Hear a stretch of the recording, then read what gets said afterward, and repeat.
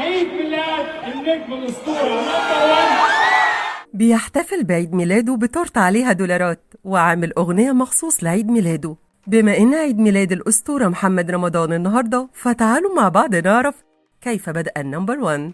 محمد رمضان بدأ مسيرته بأدوار صغيرة، وبعدين تدريجياً ابتدى يتربع على عرش السينما والمسلسلات في مصر، لكن من وقتها وهو مصدر للجدل بينه وبين الجمهور، وكل يوم بحكاية شكل. ويمكن جزء كبير من الانتقادات دي هو بسبب أفلامه اللي عملها في بدايته، عبده موتة والألماني وقلب الأسد، والموضوع بيكبر أكتر وأكتر لما محمد رمضان بيتمادى فيها. يعني مثلا لما تصور مع المطرب الإسرائيلي في الإمارات، ولما أعلن الحداد على ملكة بريطانيا اللي كانت سبب رئيسي في العدوان الثلاثي على مصر. لا، وكمان بيستفز الجمهور بعربياته والأسود بتاعته ودولاراته وطياراته الخاصة.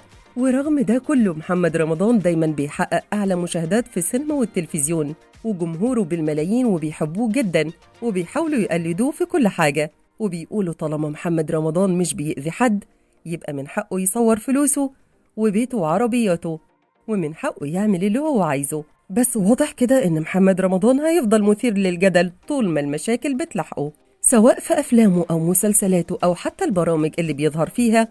لا، وكمان مشاكله مش سايباه على السوشيال ميديا كمان، ده حتى البرامج اللي ما بيظهرش فيها لازم يجيب سيرة محمد رمضان للممثل اللي معاهم علشان يثيروا الجدل. ودلوقتي محمد رمضان بيولعها أكتر وبيحتفل بعيد ميلاده بتورتة بالدولارات.